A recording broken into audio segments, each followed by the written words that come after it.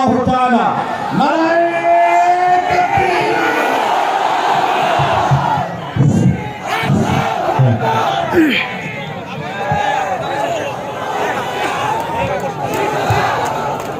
আসসালামু আলাইকুম ওয়া রাহমাতুল্লাহ। আলহামদুলিল্লাহি রাব্বিল আলামিন ওয়া সালাতু ওয়া সালামু আলা সাইয়্যিদিল মুরসালিন ওয়া আলা আলিহি ওয়া আসহাবিহি আজমাইন। আউযু বিল্লাহি মিনাশ শাইতানির রাজীম। বিসমিল্লাহির রহমানির রহিম। ওয়া লা ইয়াজরিমান্নাকুম শানাআনু কওমিন আলা আল্লা তা'দিলু ই'দিলু হুয়া আকরাবু লিত-তাকওয়া। সাদাকাল্লাহুল আযীম। 11 দলীয় নির্বাচনী ঐক্যের পক্ষ থেকে বাংলাদেশ খেলাফত মজলিসের মনোনীত রিকশা মার্কার প্রার্থী হাফেজ মাওলানা আব্দুর রউফ সাহেবের নির্বাচনী জনসভায় উপস্থিত সংগ্রামী সভাপতি, উপস্থিত 11 দলীয় নির্বাচনী জোটের কেন্দ্রীয়, জেলা ও থানা পর্যায়ের, উপজেলা ইউনিয়ন পর্যায়ের দায়িত্বশীল নেতাকর্মী ও সর্বস্তরের রায়গঞ্জ তারাস এলাকাবাসী, এখানে বিপুল পরিমাণ বিভিন্ন ধর্মাবলম্বী ভাই ও বোনেরা উপস্থিত রয়েছেন। মুসলমানরা যেমন আছেন, আমাদের বাংলাদেশের আবহমান কাল ঐতিহ্যের সাম্প্রদায়িক সম্প্রীতির অনন্য দৃষ্টান্ত স্থাপনকারী অন্যান্য ধর্মাবলম্বী হিন্দু ধর্মাবলম্বী ভাই ও বোনেরাও রয়েছেন। আজকের এই গণসমাবেশ ধর্মবর্ণ নির্বিশেষে সকল মানুষের এই গণজোয়ার প্রমাণ করে আগামীর বাংলাদেশ ন্যায় এবং ইনসাফের বাংলাদেশ।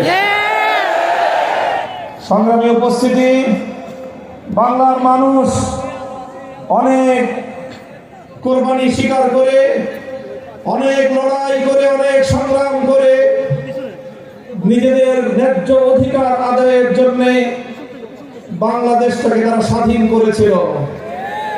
1971 সালের আগ পর্যন্ত এদেশের মানুষকে শাসন করত বিদেশি শাসকরা।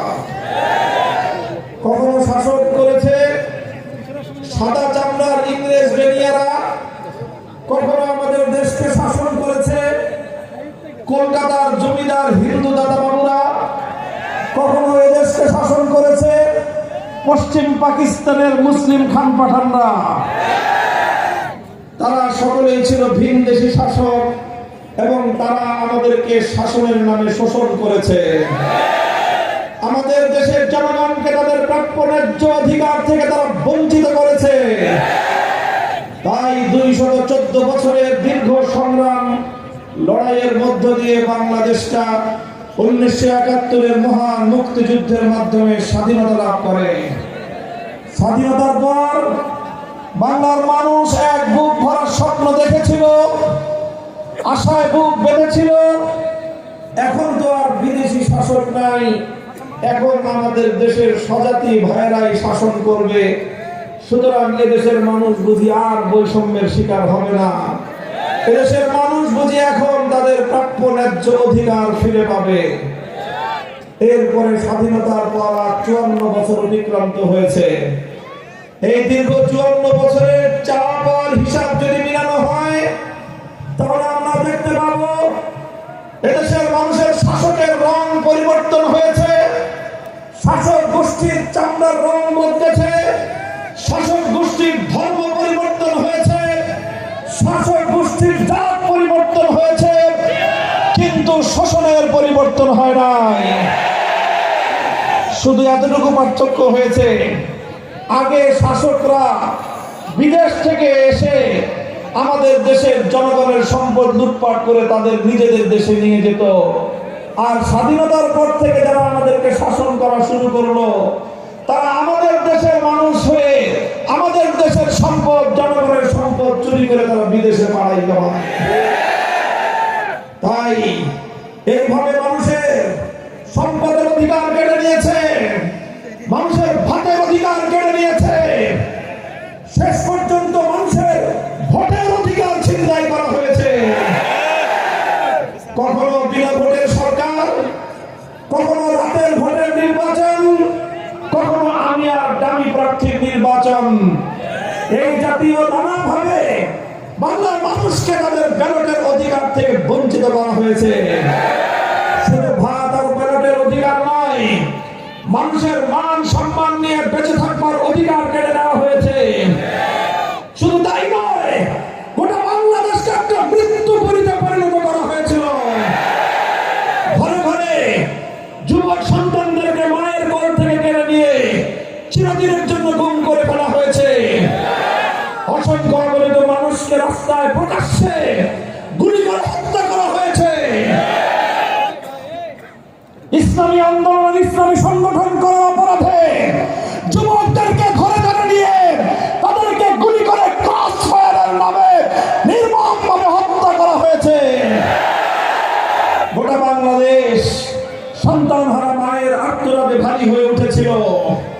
বাংলার মানুষের পিঠ যখন দেয়ালে ঠেকে গেল, কোন কোন রাজনৈতিক দল তারা দাবি করে তারা বড় দল, তারা শুধু বলতে থাকলো এই তো আর কটা দিন সবুর করো, ঈদ আসলে তারপরে আন্দোলন হবে। বলে নাই ঈদের পরে কি হবে? 1 বছর, 2 বছর, 5 বছর, 10 বছর, 15 বছর গেল, বাংলাদেশের আকাশে আর ঈদের চাঁদ উঠলো না।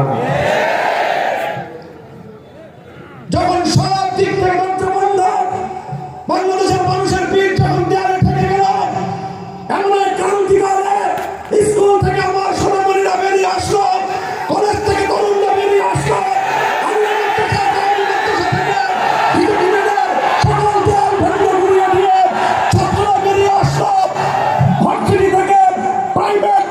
ইউনিভার্সিটিগুলো থেকে আমাদের তামার সন্তানরা রাজপথে নেমে আসলো। বাংলার 4 কোটি ছাত্র জনতা হাতে হাত রেখে টেকনাফ থেকে তেতুলিয়া তারা বৈষম্যের বিরুদ্ধে, জুলুমের বিরুদ্ধে, ফাঁসিবাদের বিরুদ্ধে তারা লড়াই করলো, সংগ্রাম করলো। 1,500 মায়ের কোল খালি হলো।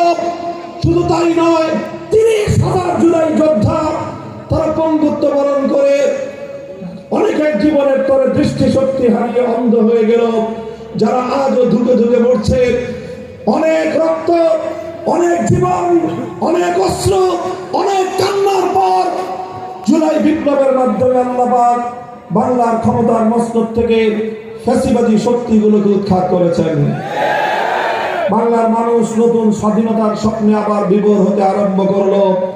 মনে করলো আর নতুন করে বাংলাদেশের রাজনীতিতে কোনো সন্ত্রাস দেখা যাবে না। আর বাংলার মানুষ মনে করলো আর কেউ চাঁদাবাজি করতে আসবে না।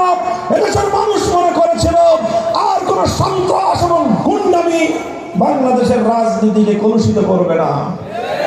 কিন্তু ভাগ্যের নির্মম পরিহাস, কিছুদিন পরে যেতে দেখা গেল মজলুমরা আবার নতুন করে জালিমের ভূমিকায় অবতীর্ণ হতে আরম্ভ করেছে। 15 বছরের ক্ষুধা তৃষ্ণা 1 মাসে তারা নিবারণ করার জন্য লুটে পুটে খেতে আরম্ভ করলো।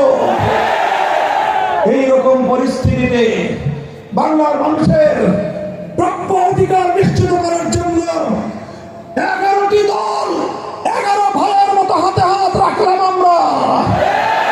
বাংলাদেশ জামাতে ইসলামী, বাংলাদেশ খেলাফত মজলিস, জাতীয় নাগরিক পার্টি এনসিপি সহ 11টি দল আমরা হাতে হাত রেখেছি।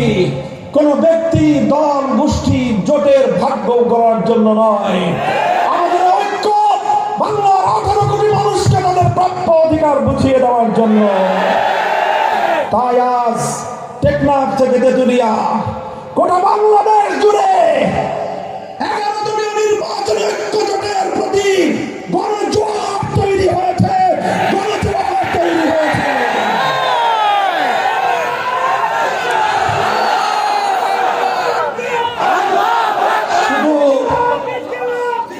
শুধু কোনো শ্রেণী বিশেষ নয়, আজ আপনারা লক্ষ্য করে দেখবেন